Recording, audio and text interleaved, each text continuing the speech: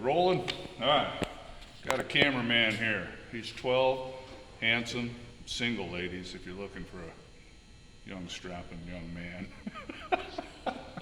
All right, anyways, let's do a video on what to look for when you go to buy a truck, okay? Whether it's your first truck or whatever, just if you don't know. Now, I'm not gonna go over the obvious. When you get there, hopefully you did your research. It should be spec'd the way you want or close enough to what you want.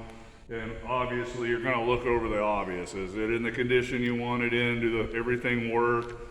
Stuff like that. I'm not gonna go over check interior and all that. That's pretty common sense. We're gonna do more mechanical in this video, or try to, so. Now this is the second take. I missed so much on the first one we're redoing this video. I got me a list, okay?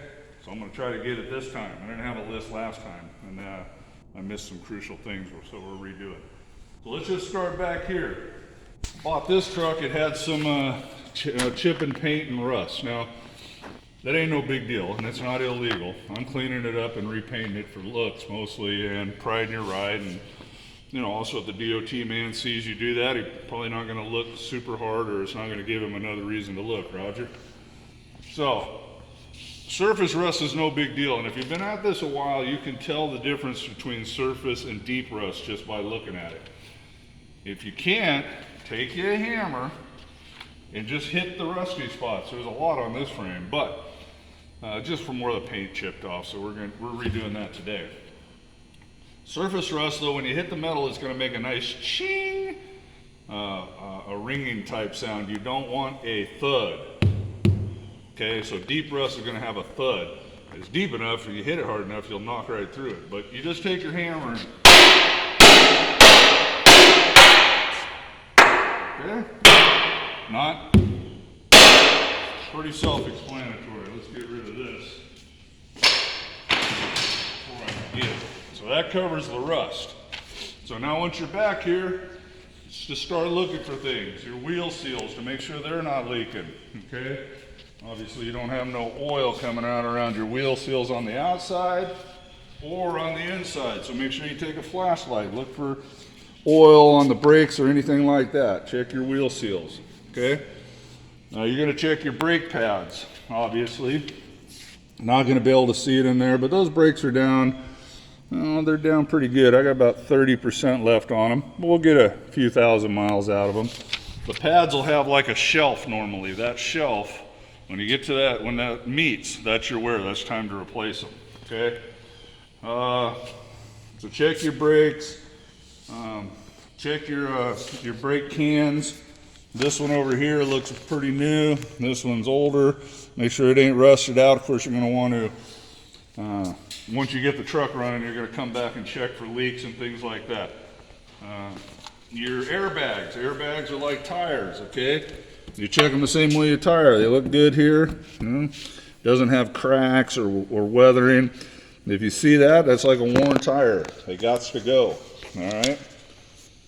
Check your shocks, shock holders. Check for cracks. These are gas shocks. If they were oil, they could be leaking. Check your frame around all this. Always just looking for everything. Cracks around the hangers, cracks around your spring hangers up here. Any stress cracks. Those are all things to be looking for. That could be bad and expensive. Get underneath the truck and check everything under there. Check your air tanks for rust. You know, tap on them with a hammer if you have to. Going down my list here, air tanks, rust, blah, blah, blah. Tires. Tires are a big thing. These got almost brand new Bridgestone. Good tires. See a lot of these ads. Virgin rubber. Big deal if it's Chinese. If it's junk China tires, and you can tell you grab junk tires, they're hard as crap. You drive on them, man, they float all over the road, they're garbage. They'll wear on the drives, really funny looking wear patterns. That's a downside selling point to me. If it says fresh virgin rubber and it's Chinese, I'm gonna be replacing all the tires. I might run the drives for a while, but the steer tires are coming off immediately. I don't run any bad steer tires, so.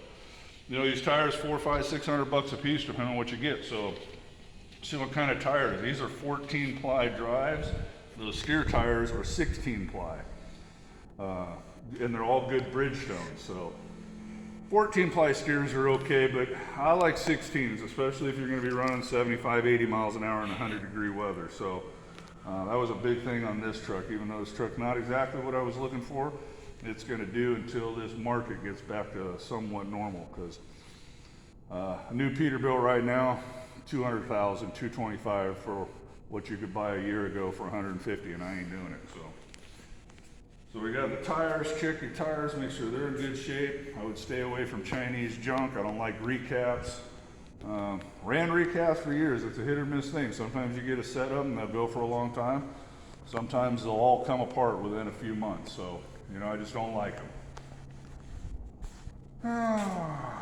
You know, just keep checking general condition. Look at your wires, your wiring harness. Same thing when we get up on the motor. If I forget, looking for corroded connectors, that stuff adds up. Check your air dryer. See if that filter looks new. You need to change those about once a year. That one looks new enough that I know it's not over a year old, or it'd probably be having some rust on it by now. Check all your suspension components up here. Your rear ends, check them for leaks. Check your bushings around your suspension, like the sway bar here. Make sure the bushings aren't blown out. There's one on the back here. These are in good shape. You want to make sure the bushings aren't squirting out, the rubber ain't squirting out from them. Same with your shocks. Make sure these shocks, you can tell if they're old. If this rubber's all corroded and gone bad, those shocks have been in there a long time. And obviously your lights. That's part of the common sense thing I'm not going to cover. Hopefully you guys know to check your lights, turn signals, and whatnot. Moving it along, come up here, take your fuel cap off. Look down in there with a flashlight. You only want to see fuel. No water, no oil, nothing floating around in there. If you got stuff floating around in your fuel, you got things mixing.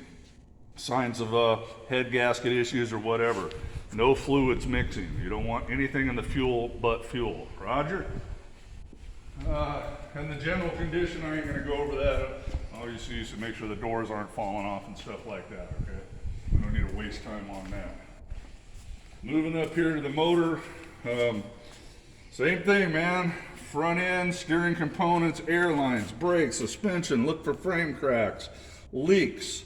Now on those leaks, you're gonna look for leaks, especially if you're on a lot, before you go for your test drive and back, because shady dealerships will get in here with brake cleaner, and if you got a head gasket leak down here, you want to look where the head bolts to the block. Look for oil or water dripping down.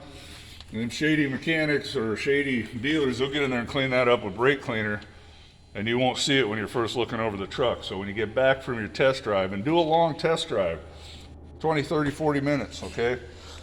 Tell the salesman to shush up and surf social media.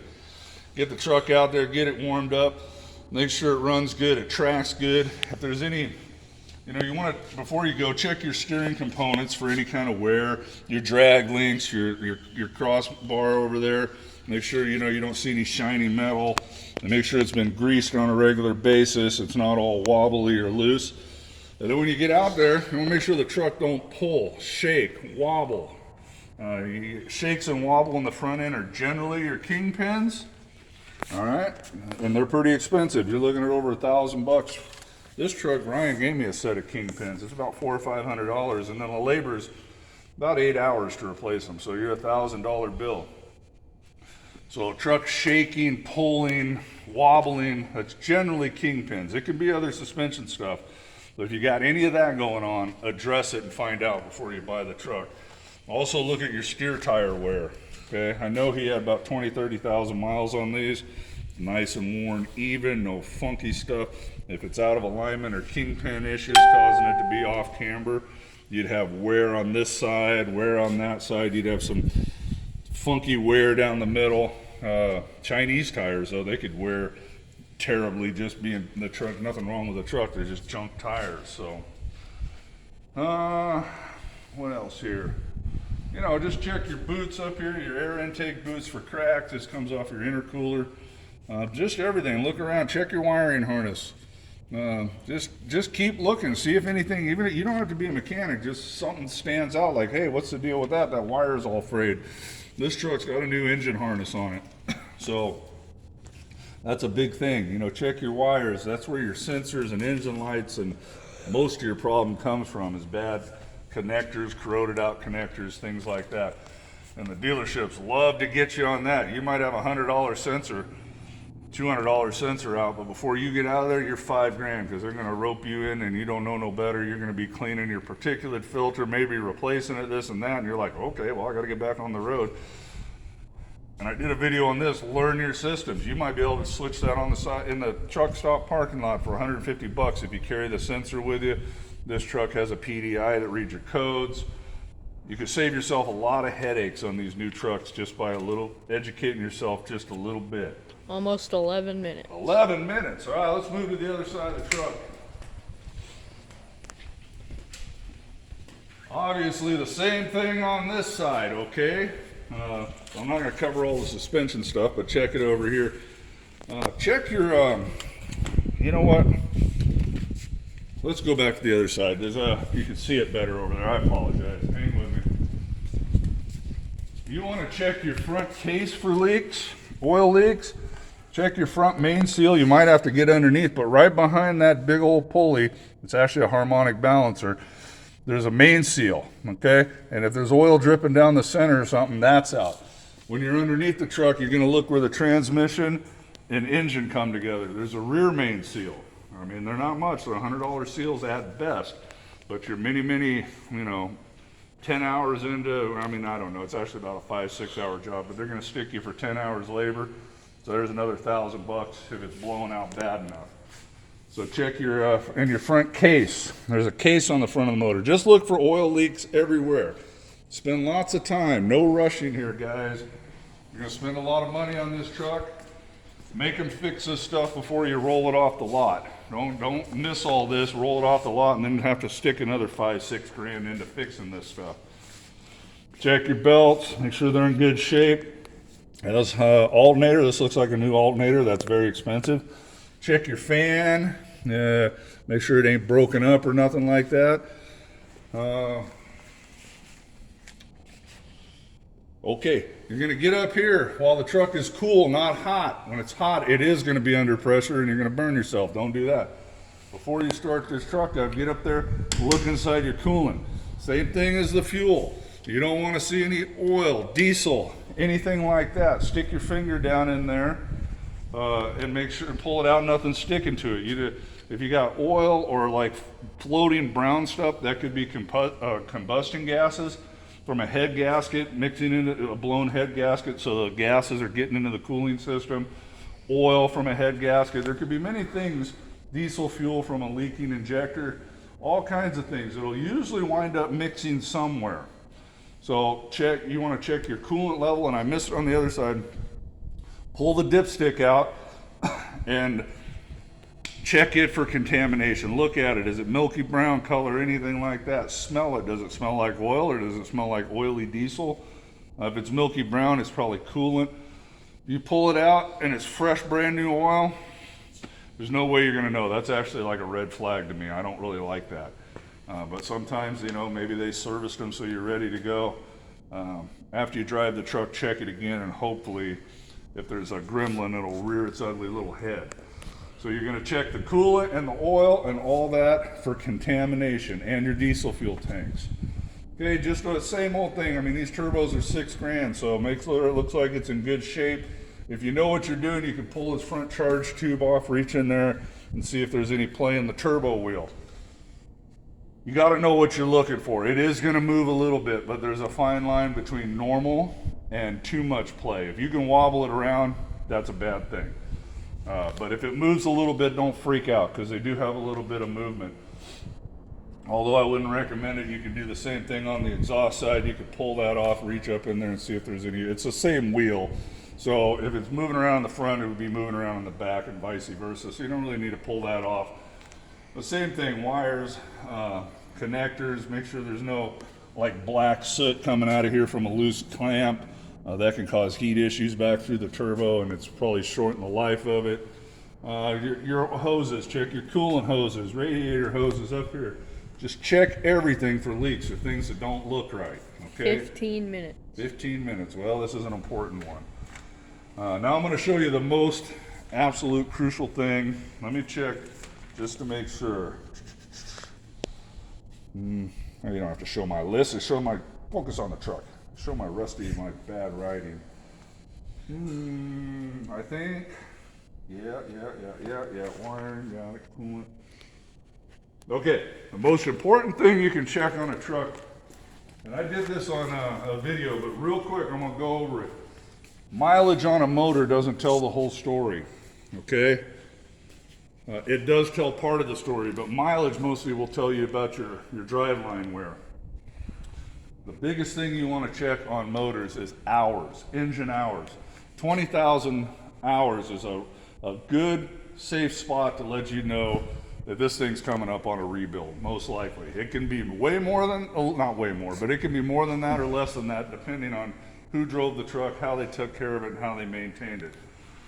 So like this truck has 760,000 miles. You're like, well, that's actually, I feel better about this truck than I do because it only has 16,000 hours. I looked at a lot of trucks with 500,000 miles at 20 to 22,000 hours. The motor on that 500,000 mile truck was way more worn than this motor. With that said, you're gonna wanna start the truck up. When you start the truck up, obviously check your oil pressure. You're gonna have to learn about your motors a little bit. These ISXs, they'll idle, when you first start it, they're gonna be 40 pounds. But when it's warmed up, it's perfectly normal for an ISX to idle 20 PSI of oil pressure. When you bump it up, it should go to 40. That's why you wanna idle it up when you're sleeping or sitting. Someone who lets their truck run at a low RPM, it causes all kinds of issues, especially on the top half of the motor. Starves it out for oil a little bit, and it causes a ton of emissions things. The filters plug up way more. You bump it up a little bit, it'll help keep things warm, help keep it cleaned out. Anyway, start the motor up. You're gonna pull this cap off, okay? Very important. You're gonna check for blow-by. Now there should be a little bit of air coming out of here.